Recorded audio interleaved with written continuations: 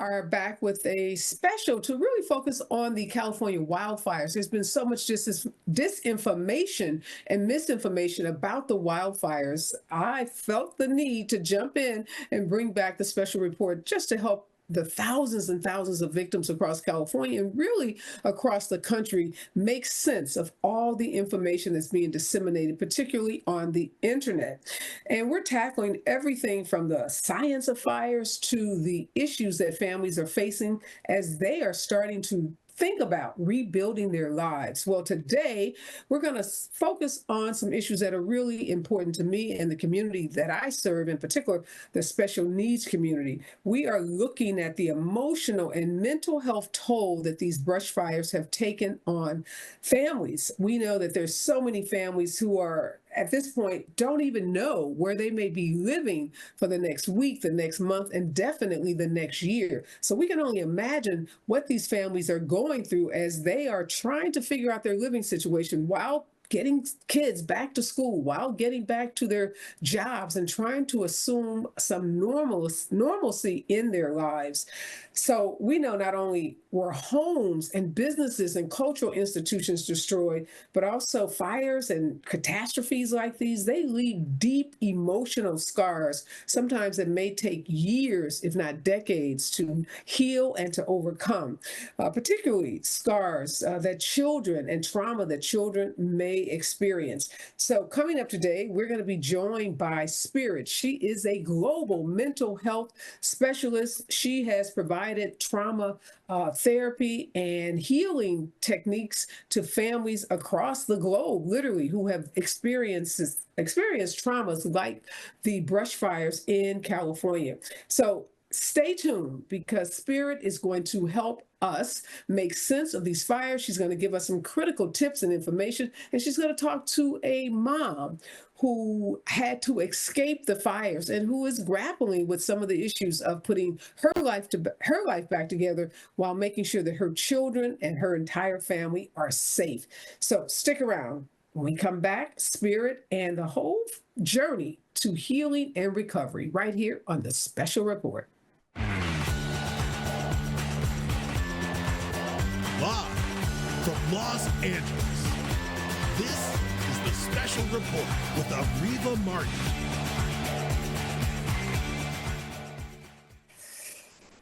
All right, guys, we tackle all the big issues right here on the Special Report. No issue is too big, and we have the world's best experts to help us tackle those issues. And I'm super excited today because I've been talking to so many families that have been impacted by the fires, and the issue that keeps coming up over and over again is how do I even start to put my life back together?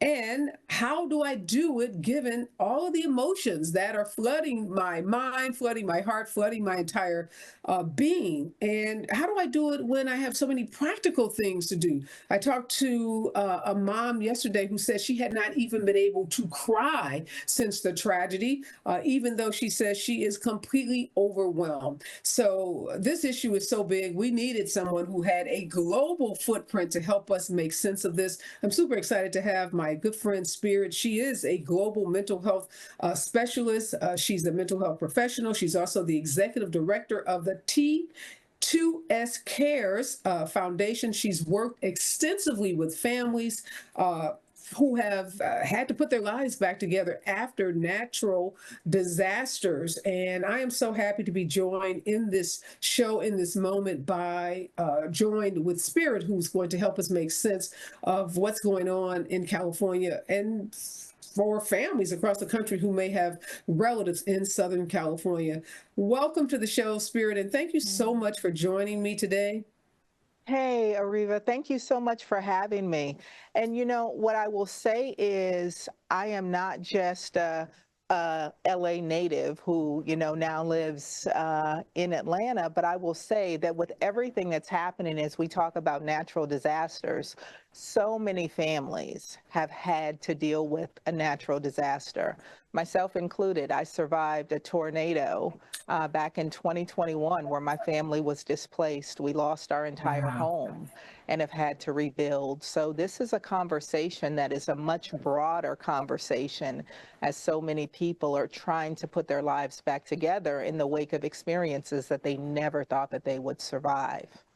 While I didn't know that, Spirit, my heart goes out to Yeah. you. I know you are resilient. I can only Yeah. imagine what that tragedy was like for you and your family.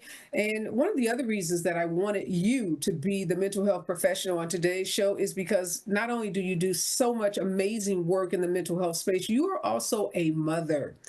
Yes. And there are so many mothers like you, like me, like the mom we're going to talk to in the show today that have the additional responsibility of not just leading their families through this tragedy from the practical standpoint of finding housing and finding a clothing and making sure your kids are fed, but it's also dealing with those questions that kids Yes. have about what's happening. I'll tell you just a brief story that happened in a retreat I had last week with my staff. One of my uh, employees who was leading the retreat started the meeting by saying that he went into the bedroom of his 11-year-old son, and his son had taken all of his clothing out of his dresser and piled it on the bed, and he was packing. And he said, "Son, what are you doing?" And he says, "I'm Mm. getting ready to evacuate.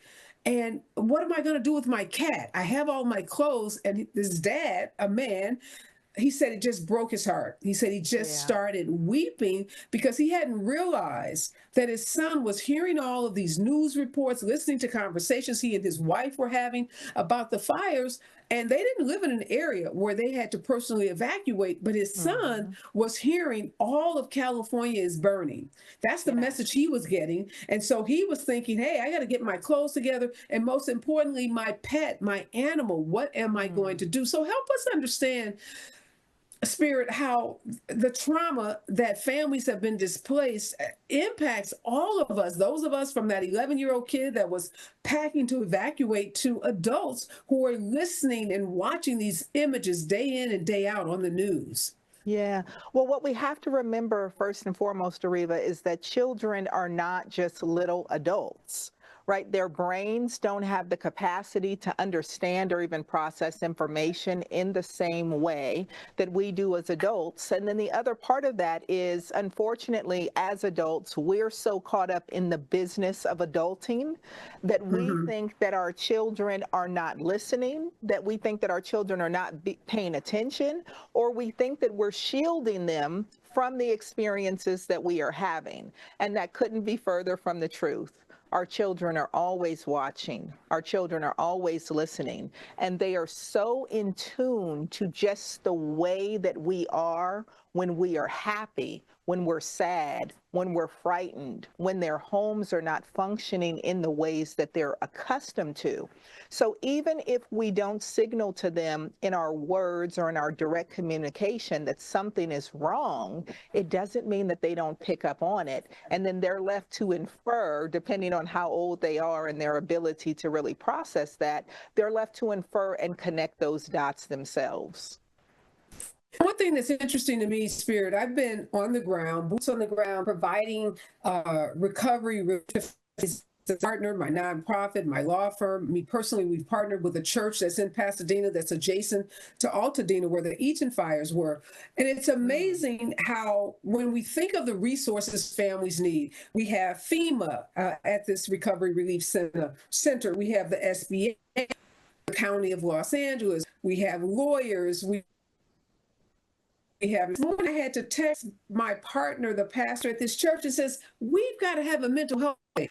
But it seemed to me that mental health professionals weren't the first or amongst the first, type of professionals that were brought in when there has been so much trauma. Help us understand Yes. why in this country are we still not understanding that these tragedies, natural disasters, they have a tremendous impact on health. Well, and I think that goes back to even expanding. This is not just a national issue, Areva.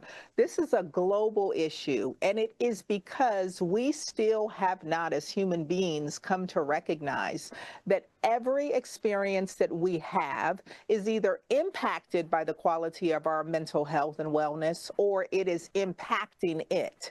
Everything is impacted by or impacting. And so we don't start with, as a foundation, the very basics that our mental wellness is at the root of everything. So the question really becomes, how can we expect individuals to then think about the access to care when we don't even connect the dots that mental health and wellness is always at play? Yeah, of course, the pastor immediately said, yes, you're right. We have to get the mental health professionals there. But it just kind of hit me that that wasn't kind of the first order of business, was addressing people's mental health. Because if you're not well, you can't talk to FEMA, you can't talk to the SBA, you can't talk to your insurance company if you are so overwhelmed with grief and processing those emotions, which I tell you, Spirit, I've talked to so many families on the ground, and the grief is real. And when we decided to do what we call Wellness Wednesdays here at the Special Report, we went out to the community to look for families that we wanted to talk to in this episode. And the response was overwhelming, because so many people have not been able to connect in this moment to someone like you or a mental health professional. So one of the viewers that we're going to talk to today, her name is Felicia.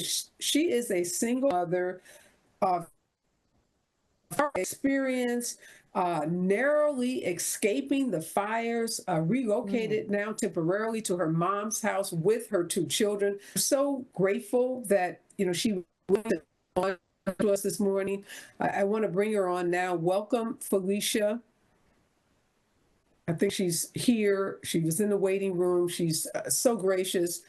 Hi, good morning, Areva. I'm here.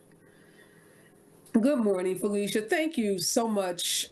Just for full transparency, I've known Felicia for a number of years. She is a fierce special needs advocate in the special needs community here in the Los Angeles community. She is a woman that I think of as the epitome of strength, composure, determination, grit. I mean, all the things that, the adjectives that get attached to Black women.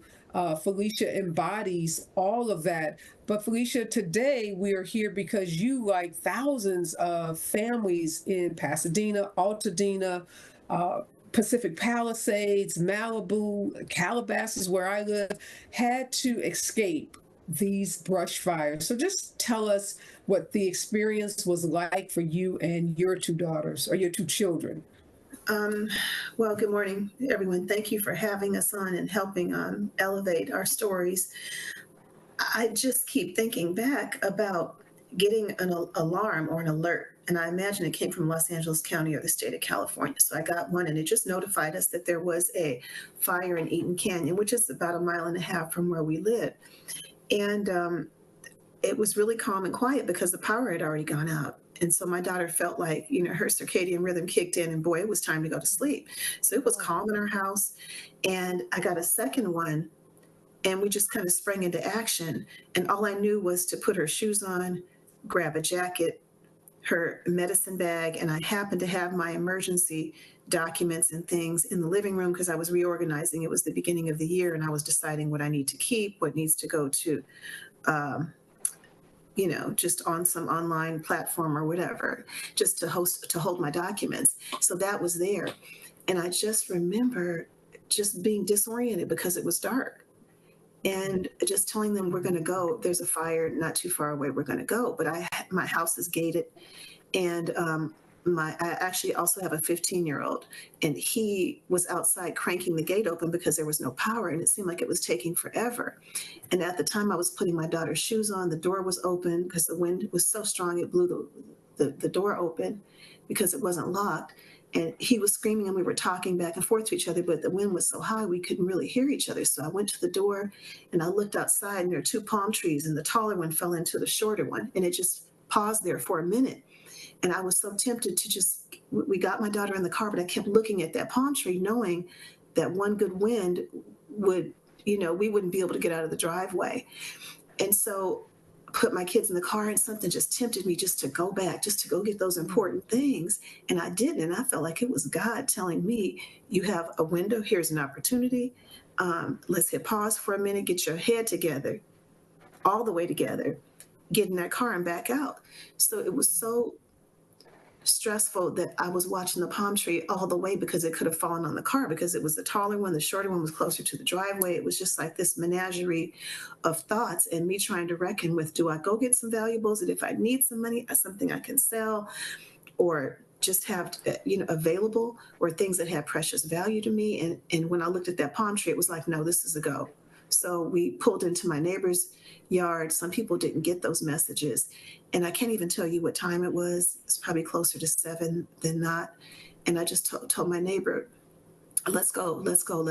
I've received this notification. And my other neighbor, I just texted her and told her, make sure your things are tied down. Just 30 minutes before I got the notice, make sure your things are tied down so they don't fly over here or break windows. And I saw her in the front, and she said, I'm sorry about everything flying into your yard. And I said, it's okay, it's time to evacuate. And she said, now? I said, yeah. I said, there's a fire in Eden Canyon. None of them even knew. And we got out and pulled into this neighbor's driveway. And all I remember was a friend of mine, Trey Nelson, saying that my mom had called him. Why wasn't I picking up the phone? And I just said, I can't. I couldn't. We couldn't get out. I couldn't do anything. And so he said, are you okay? Do you have everything? And we had our dog and the dog house, and things fit in there. But had I not moved as quickly, not only would we have been blocked in, but we could have been killed by this huge palm tree, and it was just a moment of reflection where I think God gave me a chance to just say, that's not important. Those things are wonderful, but they're not important, and get out. And so we did. And so Trey went in my other neighbor's house and said, come on, let's go. And he backed her car out for her, made sure her kids and the people that live with her were out safely. And I just remember trying to get to the 110 freeway on Orange Grove, and they wouldn't let us pass. South Pass police just stopped us, and traffic was coming through both lanes, even the one that was going southbound. And we had to turn around. So then we had to figure out how to get to my mom's. And by then the phone was working, and everybody knew we were okay. But it seemed like life happened in 10 seconds. And one of the things, I thank you so much for just sharing the story, but this is not a story. Areva, this is what she is recounting and replaying every second since it's happened. And one of the things that we need to be mindful of, first and foremost, is that our helpers and our healers are among the victims. And so our healers need healing now. Our helpers need help now. These are very real circumstances. And before they can even think about how to be present for their children, I would say that every adult that is within the sound of this broadcast today has to make sure that they are tending to their own mental health and wellness. Because what we're talking about now is the risk of acute stress disorder, which is a mental health condition. We're talking about post-traumatic stress disorder, which occurs 2 weeks after I don't know. I'm the trying to fix post-traumatic it. stress disorder. So we really need to be talking about how individuals are doing since physically surviving, because most people are now finding themselves in an emotional crisis where survival was not enough. And so I wonder, as you're trying to just find your footing in all of this, how much of you is able to be rooted in the moment and be present for your children and for where life is requiring you to show up now? And how much are you struggling just reeling with trying to really recognize what the hell has happened to you? Well, I don't know about being present in the moment. I have to get to that point. But my daughter, who has CP and autism, has mentioned going home multiple times. And I explained to her what happened, and she doesn't give me any response, but she's been incredibly irritable. And she's rarely just irritable without causation. And so I kind of attributed to the fact that we're not going back home. And Altadena was where I've wanted to live forever. Like my grandmother's sister moved there from Louisiana or Texas in probably the early 60s. And I just have fond memories of being there. And so while I just moved there in July, bought my first home as a single mom, and just was really happy, and just I love just the energy in Altadena. It is so normal. It is so balancing. It is so fortifying. There's such a sense of community, especially among us African Americans. It is just very unique.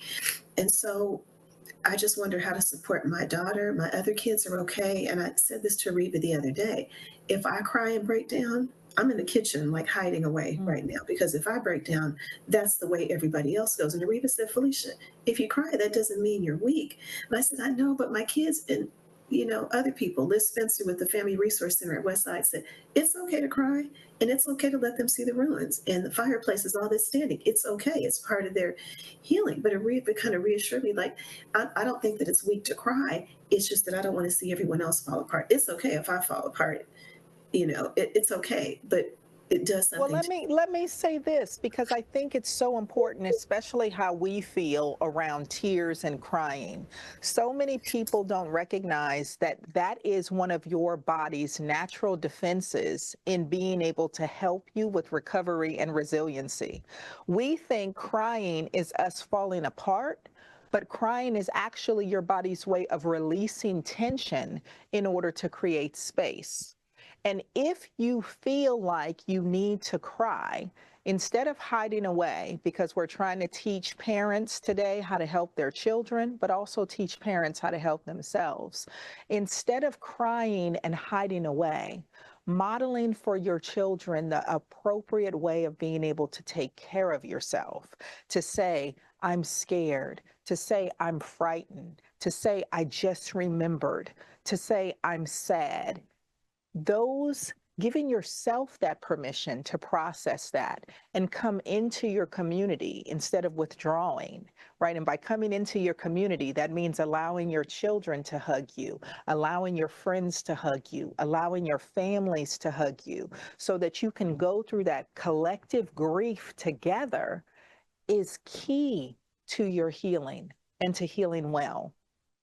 Your children now in this experience, can you tell us just a little bit more about your children and what their needs are, so that I can figure out how best to offer you something in the wake of the trauma that they're experiencing today? Right now we're staying with my mom. We're with family, so we know that we're safe, but their stability has been ruined.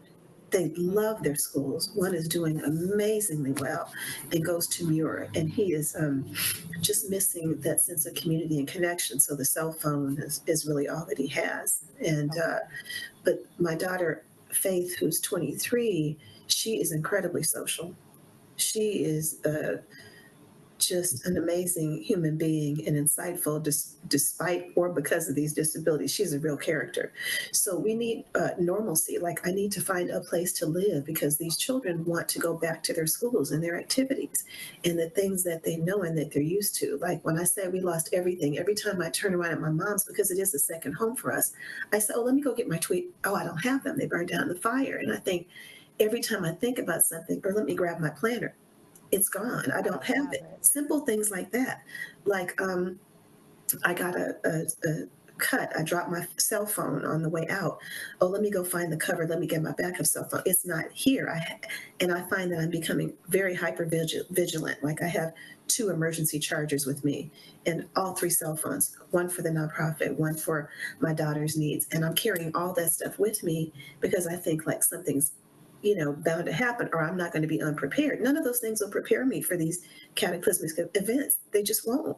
It was the best thing I could do, and I'm offering myself as much grace as I can, because what I could do was grab her medicine bag. What I could do was grab that portable little soft file cabinet. I did what I could do, and I'm so grateful I did not go back in the house to rescue some stuff, because stuff wouldn't help me now if I did have it. But our needs are just for normalcy community. I got to tell you, my community of special needs moms and parents were the first on the scene, the first to call me. Liz Spencer with the Family Resource Center at Westside Regional Center. I just spoke to her the week before she knew I moved there. She called me when I was on my way out. That was the first call that I could get when I did get reception. And they have not stopped. Michelle Baylor, who's formerly with Special Needs Network, Mary Lee, Lisette Duarte, Vanessa Garcia. And I mean, the list goes. Larica Killebrew, all these parents that are part of Special Needs Network, it's because of Special Needs Network that I even have these connections and that I know these people and that I was able to start a nonprofit and build community because people have shown up that I haven't talked to for just different reasons over the years. People have really just shown up and offered so much mercy and so much grace and reminded me that this is what I do for other people and that it's okay to accept. I said, I don't want to be a charity case. They're like, we could care less. You are our charity case right now. You know, I don't want to be a charity case. Yeah, that's what I was thinking because, you know, as a special needs parent, we're used to giving. We're outputters. We're not takers. We're used to giving. I'm used to doing what people are doing for me, for other people, just for years. And it's not even burdensome. It's just my personal mission. But I got to tell Alicia, I want to stop you for a moment. Thank you so much for sharing what happened on that night, and deepest sympathies to you, your family. But I do want to go back to that night because I think it has so much to do with what people are feeling in this moment.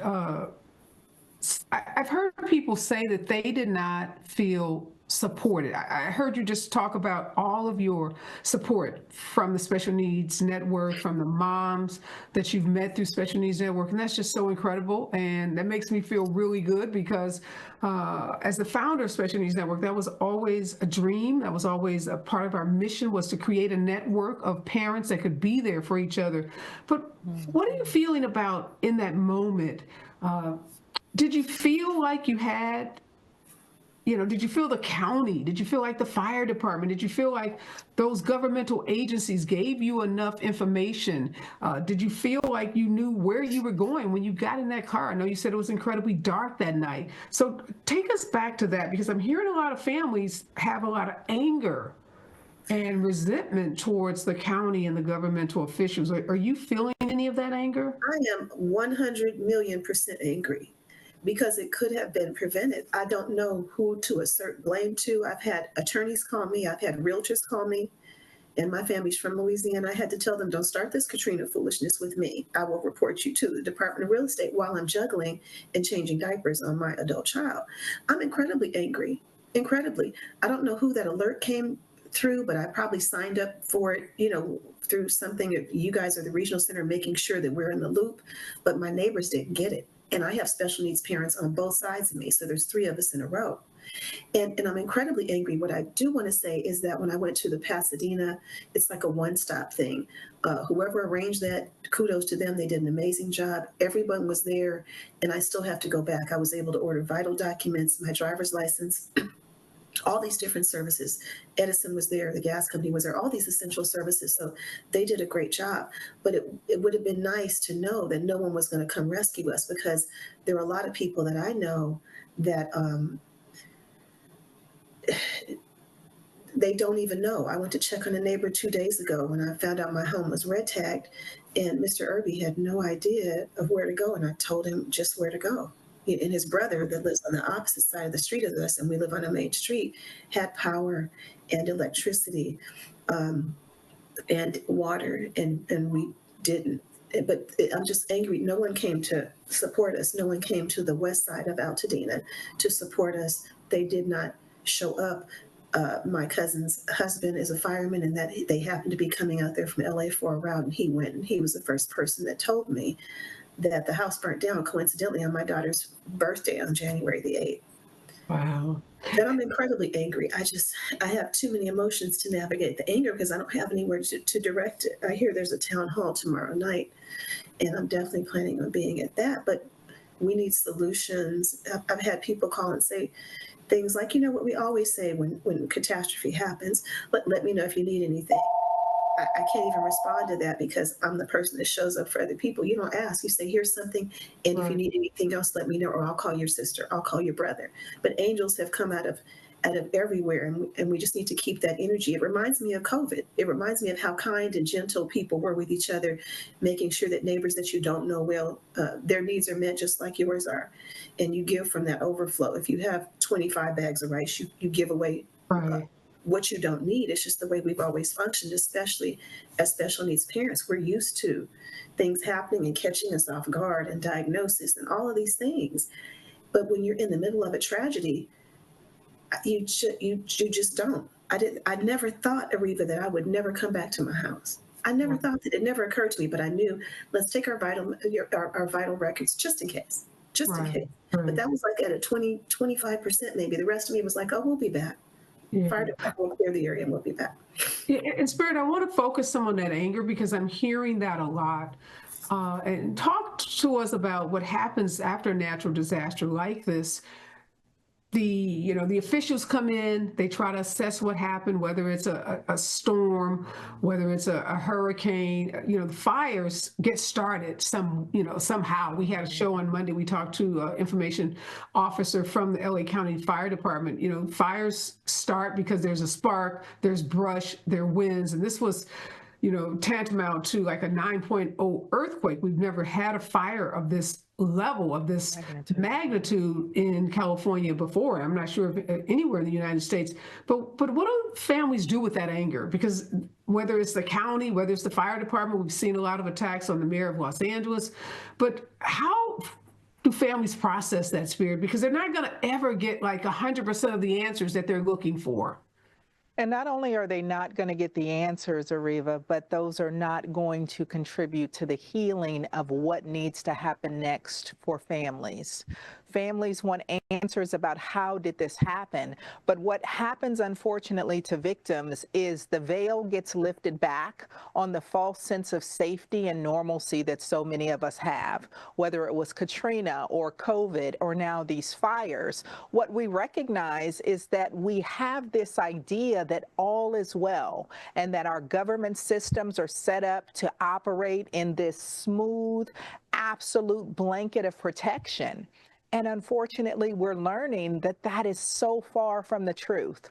Our systems are in just as much trouble at the macro level as we are at the micro levels. And so we see how flat-footed the responses are because the resources are not there. But most of the time, we're able to just go along with our daily lives believing that everything is just fine. And so now, as the resources are needed, so many people are learning that the coffers are empty, that nobody is there, that the workforce is not there, that the water is not there, that the response is not there. And now that the anger is setting in, we have to figure out, how do we move productively in our own families in order to take care of ourselves? And so you're seeing communities within communities respond to pull together the resources that we need in order to go forward. So what I will say is, Go ahead. I'm sorry. Go ahead, Areva. Go ahead. No. I want you to stay on that thought because this anger issue keeps coming up, and I know it's going to be here for a long time for a lot of families. Yeah, what I like to do as a mental health provider is to help people recognize not only what are you angry about, but what have you learned from this that will cause you to move differently? Because not one single family here will ever be the same again. This is part of their lived experience, and how they will take their own safety, their own family safety, their own preparedness for their communities will change for the rest of their lives. The stories they will teach their children about community advocacy, about community and safety preparedness for generations to come now changes. And so we have to help these families heal. We have to help them channel their anger in order to identify what they need in order to resolve the anger. The anger is there to communicate something to them. So as they are angry about what did not exist, how do they identify what did not exist and what steps it'll take for that to exist as they go forward? So how do we appropriately let these feelings guide us to a better and brighter tomorrow? That is where we move forward in positivity and help these families heal. Yeah, that's got to be really hard, Felicia, talking to children because we teach our children that the government, whether it's the police, the fire department, or our system of government with our mayor, governors, presidents, that they are there to protect us. That the So adults will make it okay. yes, that you don't have to Hmm. worry. Mommy Hmm. and daddy, they got it. And then the fire department, if there's a fire, they're going to come put the fire out. And fire department is now saying, yes, we can to the extent of our ability when it's within our ability, but there are some things outside of our ability. So if you had that conversation, Felicia, with your children about how do they see or view those governmental entities, those agencies like the fire department as the protectors of our health and our safety? Yeah, I think my 10-year-old is just kind of really like, why didn't they come? That's all she says. And I said they Mm. didn't have the tools they needed. And then the 15-year-old, of course, is all over the internet, and they were like, they were in Palisades. They didn't come to help us, and we don't know. It appears that way, but we just don't know. We have stories of there wasn't enough water. But I saw my water hose draped across my fence to my neighbor to the left's home. So somebody must have tried to resolve something. But she just keeps asking me, why didn't they come? Why didn't they come? And is it, is it because we're minorities? What is it? And she's 10 years old and she's special needs and she's asking me these questions. And so I just kind of just try to be as gentle as I can and not fuel the fire to her anger because that's a whole nother level of anger, and I can't manage everything all at.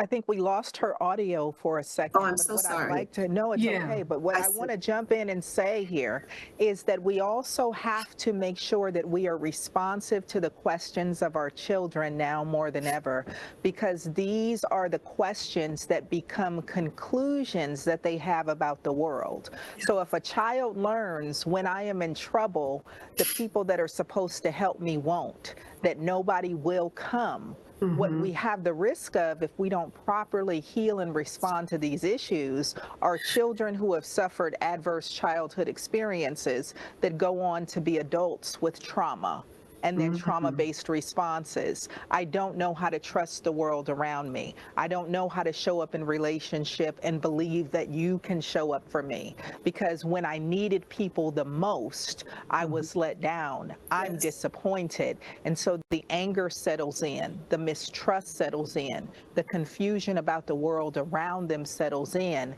and they begin to fill in the gaps themselves with answers that may not be the healthiest. So the mental health care of our children, in addition to, and I cannot stress, in addition to the adults who are trying to be stewards of our children, need to be addressed now more than ever in this new infrastructure as we move forward. When does a family or a parent know, Spirit, it's time to get professional help? Because I would imagine these are kids, some of them went through COVID, the Mhm. homeschooling of COVID, the isolation of COVID. These are kids who are in schools where they're mass shooter drills, where they're Mhm. having to be worried about whether some kid is going to come and shoot the school up. And now fires, the Mhm. instability of their homes are gone, their backpacks are gone, their bicycles, their computers, everything that was a part of their world has been destroyed by these Mhm. fires. So when does a family know this is not just acceptable levels of sadness? This is moving Mhm. into diagnosable depression or Mhm. depression, anxiety, or mental health symptoms that require a professional to intervene. What are the Yeah. signs and symptoms that should tell a parent, it's time to elevate this to a professional? Yes. Well, first and foremost, I would say that the parent doesn't even have to know any of that in order to recognize my child has had impact, has had exposure to, whether it's direct exposure as a victim impacted or by indirect exposure. I'm watching this on the news and it's being absorbed by my child.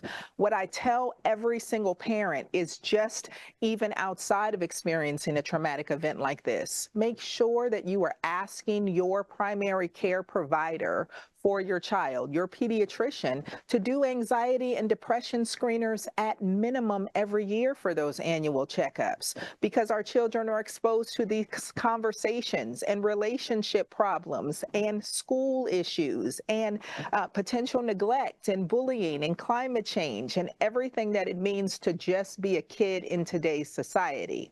Add something like the global warming issues that we're seeing, whether it's the fires or the floods or the hurricanes or the tornadoes. Our children are living in a constant state of fear, and we often don't even realize it because we're not having these conversations with our children to know where they are.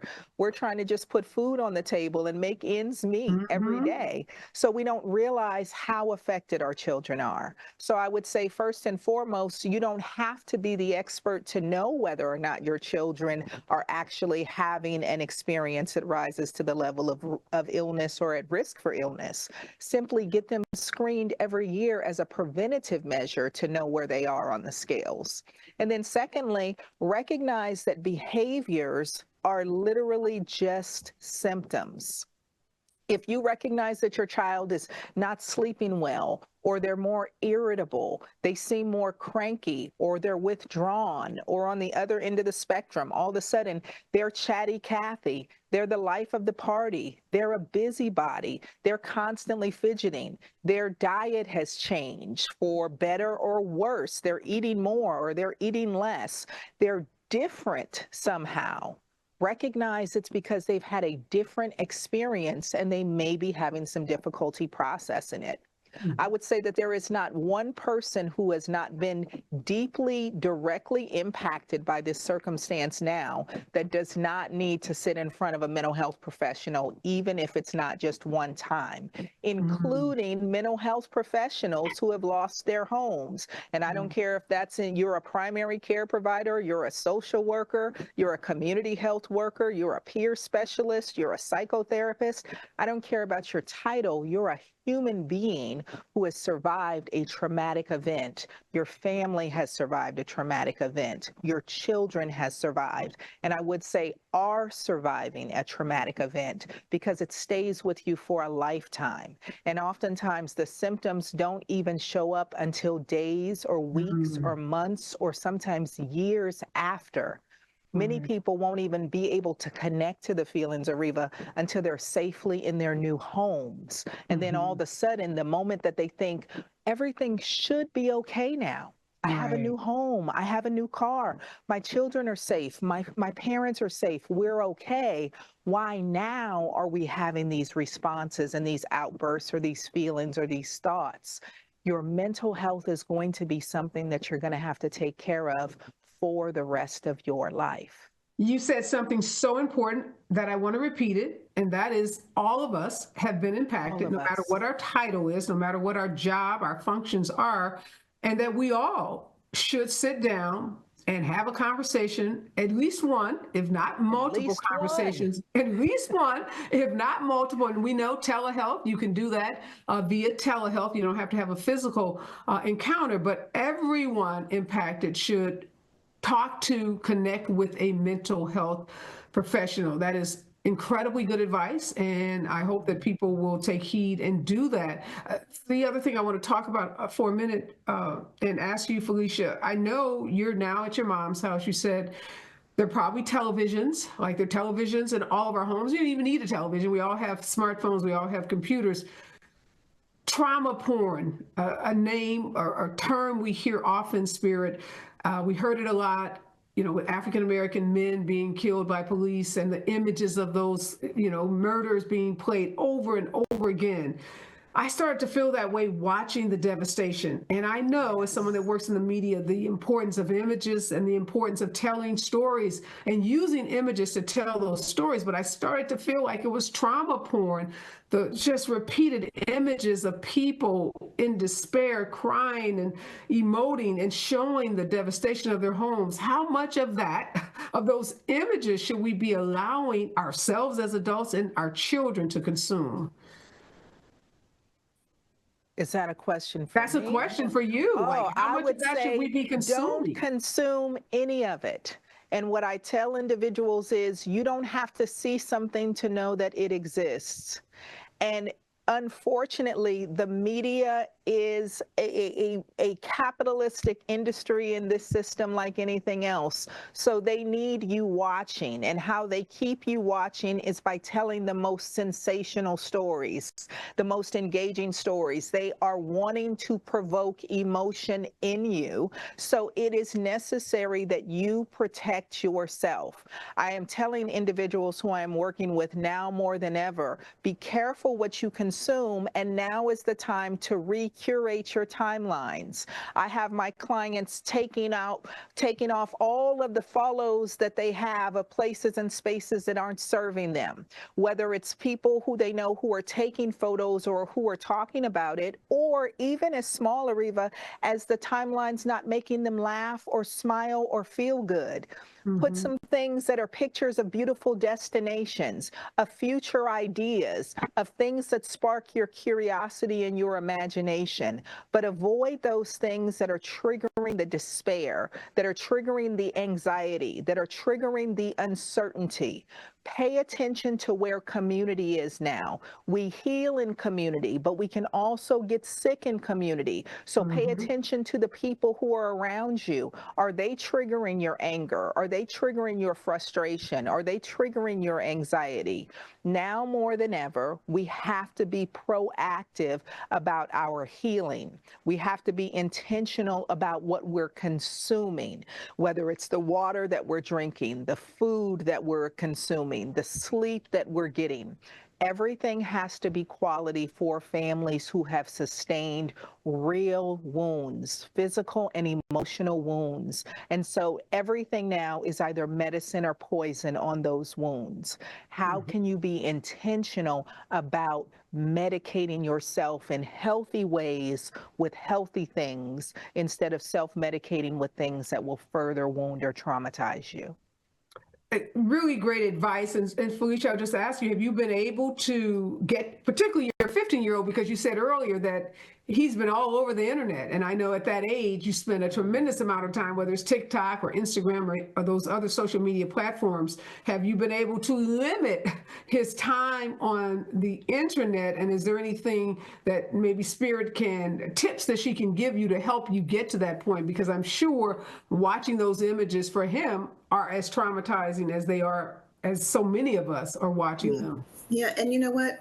You can become a bit of a sensationalist. People share information, or I drove down your street and this is what I saw. That was okay, but there becomes so much hype about it. I don't watch the news anyway. It's just not something that I do. But at my mother's house, it's going 24/7. And so sometimes I have to say, Mom, can you bring that down? I let them watch selective things just like I do with shows and stuff. I haven't been able to limit anything he says, but the first day or two, he was like, I heard the McDonald's is gone. The stores are all gone and our school's half burned down. I said, I don't know that, I wasn't there. And I just keep it real short and simple. But for him, I can't control a lot of things, but I can control how we receive it as a family. I can control that some of this is facts, some of it is fiction. All I care about is everyone healthy. Can we move forward? And I'll take care of the details. You don't have to do anything but have a good time. My family stepped in. They've gone to do some paintball thing or whatever. They just need normalcy right now. Like my 10-year-old and I share an interest in crossword puzzles and word search. We do that, and that's the biggest distraction for her. And during that time, she'll ask me those kind of mildly therapeutic questions. Why didn't they come? And I say, I do not know, but we are going to find out. Everyone is going to find out. She said, I thought there was no water. We don't know. I don't know. And I'm terribly disappointed. I just tell her I'm as hurt as you are. And if anybody gets to the bottom of it, it's going to be me. And she says, yeah, I know you'll find out. You'll get it, and she has confidence in that. But the 15-year-old, he's kind of like me. He's waiting, he's incredibly observant. And he's just sitting back and waiting. And I said, you can't believe any of that stuff. And I've been to the house 2 times, and I did not take them with me because I wasn't prepared to deal with my emotions about it. They have a lot of attachment, all their Christmas stuff, their bikes are gone, iPads, school computers and things. And my 10-year-old is worried about that. And I said, it's okay, we'll pay for it, or we'll get another one, and don't worry. And we got one through you guys last week, a computer. So now they can go to school online. If Pasadena Unified does not give us some sort of update and some kind of direction, then they'll go to a school where we land, and hopefully we land somewhere soon. But they just don't have anything. Favorite markers, we did get some from Mary Lee and you guys last week, and she loved that. There was just all these wonderful crayons and markers and pencils, and that 10-year-old is an artist, and she just loves all of that. So we couldn't find word searches, and she was kind of panicky one day, and I knew it was stress, but we couldn't find word searches and crossword puzzles, and my daughter's favorite tea had burned up, so we live at Starbucks now because that keeps her Faith happy. She's a tea drinker, and my 15-year-old, he's just kind of hanging on in there and just being very gracious, but he's very calm and observant. And they're going to be starting therapy. I started the day after the fire on the 8th. On the day that I found out, I called a friend of mine, and he was like, we're talking tonight, every night at 10 o'clock until we can get some things together, because I have hypervigilance and I can't help it. I'm glad to hear you're getting therapy and that the kids are going to be getting it as well. The last question I want to ask Spirit while Felicia is here is that question of returning to their homes. The county is starting to allow people to return to just peruse their communities and to go back to their homes. And for many people like Felicia, they're going back and it's just rubble. It's everything has been destroyed. What do you recommend, Spirit, to those families who maybe have seen on a visual map their homes, but maybe physically going back for the first time this week or next week or in the upcoming weeks? What should they do? Well, I talk about any loss, whether it's loss of objects or loss of people that we love or loss of our pets or anything else, as one and the same, which is grief and about what we need for closure, which we don't ever really get, versus what we want as a final and lingering memory. And so if you have the choice about whether or not you want to go back, we talk about what the consequences of what that would mean to go back. And is that the final memory that you'd like to have? Some people have to go back because they need to be there for adjusters. They need to be there to see if there's anything that's salvageable. Some people are looking for family heirlooms, precious metals, hoping that there's something that they can save. But how can you sit with a therapist to prepare yourself for that? How do you get the proper coping strategies that you need so that you're not overwhelmed by the sadness, the devastation, the grief?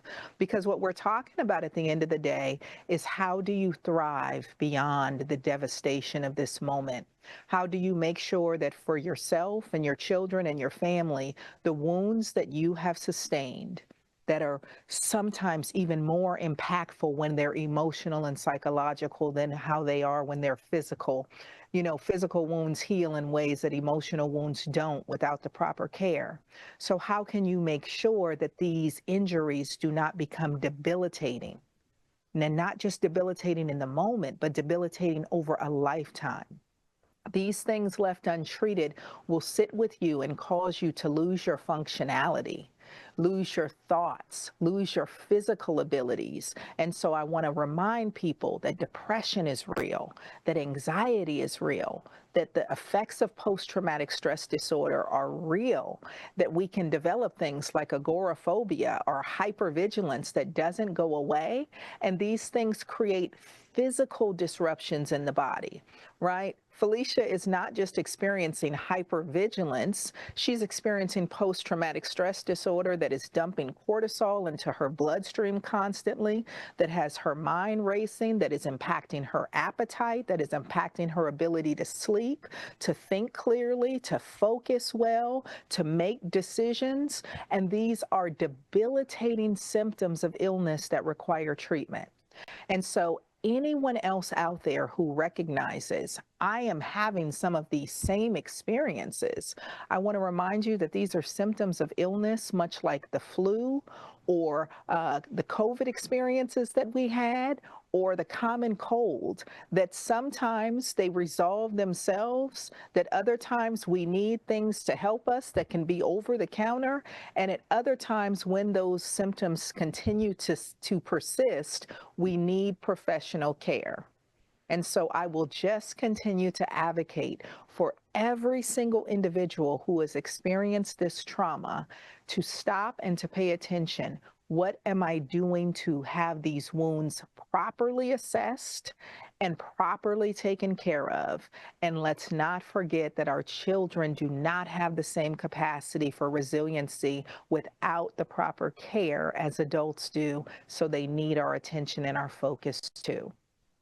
Well, thank you so much, Felicia. I want to make sure that everyone knows that your recovery is going to be a long process. Your journey is going to be long. Some of the friends you talked about earlier in the show that have come to your aid did set up a GoFundMe page to help with the expenses that you are going to and are already incurring to just get some of those things back that are so important to you and your family. And so I encourage everyone that's watching to support Felicia and her two children. You can go to her GoFundMe page and make a contribution. Thank you to the friends who stepped up to do that. We know in times of need, there are oftentimes, those folks who aren't related to us by blood, but who are as much a part of our family as anyone. And your friends have been incredibly, incredibly supportive and gracious and have stepped up to support you. And I'm grateful to all the folks at Special Needs Network that have been a part of that. And we will be here. We will continue to be here for you and your children. You can lean on us. You can come to us, whatever we can do to support you. Just know that you are not alone, that you do have friends, you do have family at Special Needs Network. And again, thank you so much for sharing your story. I know it's going to inspire and encourage so many other families who have been directly impacted by these fires. So thanks again for joining us today. And Spirit, in the last couple of minutes before we leave, I just want you to share, 2 or 3 critical things. You've given us so much information, so much powerful information today. I love the tip, and I'm going to tell everyone that everybody call your therapist. And if you don't have one, find one, at least one visit. But in addition to that, everyone should at least talk to a mental health professional one time. What are 2 other things that you want folks to know that have been impacted by this tragedy? First and foremost, that breath and being able to breathe is everything. So many of us don't even recognize that in the wake of trauma, our bodies tend to stay in a very activated, hypervigilant way of being. And so if you can't do anything else, remember to breathe. If you have your cell phone, download an app that allows you to take, whether it's 1 to 3 minutes a day, a couple of times a day, just to really get into some good activated deep breathing. It doesn't cost you a thing, but it will do your body good. The other part of this is staying focused on the resiliency.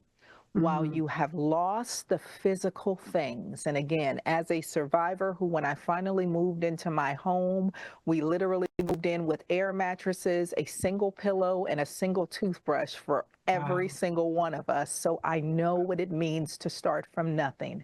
But what I will tell you is if you have your mental health and your physical health, you genuinely, literally have everything. And the things will be acquired and reacquired so quickly. What you now have is a new perspective on your resiliency, on your ability to survive, and if you focus the right way, to be able to thrive.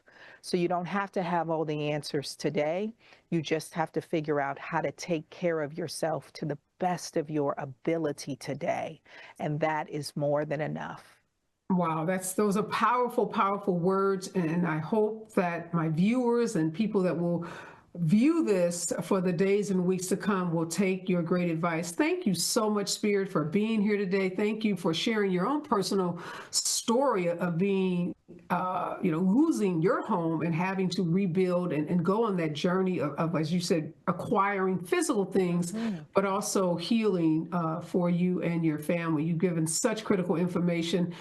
We are going to share so many of those resources throughout the day on social media, on our social media platforms, and make sure that everyone that needs this information is getting it. Something tells me I'm going to be calling on you a great deal, sis. Call me all the time. And I will say that Here at A lot T2S of, Cares, Areva, I want you to know that we are a friend for a lifetime. And so thank any you. of your viewers who are in need of pro bono or sliding fee scale mental health services, they can come to T2S Cares for those services. They can come for the referrals. If there is anybody that you know is in need that has been directly impacted and they need that mental health care, we are happy to step up. And if there is anybody that Well, wants to please help share your support those website because efforts. I have a long list of people that I'm going to refer to you. What's the website where we can Yes. find your organization?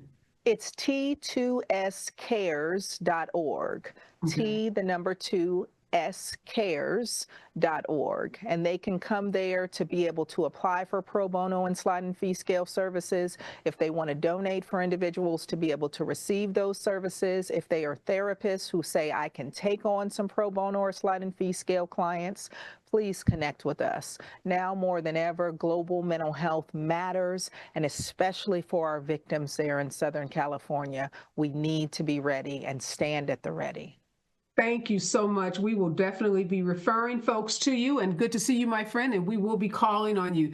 Well, we are out of time. I just want to again remind people the disasters like the disaster of the Palisades fire, the Eaton fire, these are fires that will leave indelible scars beyond the physical losses that we see, fanned across our television screens. We want to be there to support families and communities. You can go to Special Needs Network's website. You can donate to help us help those victims and those individuals who are trying to rebuild their lives. Thank you so much for joining the special report with me today.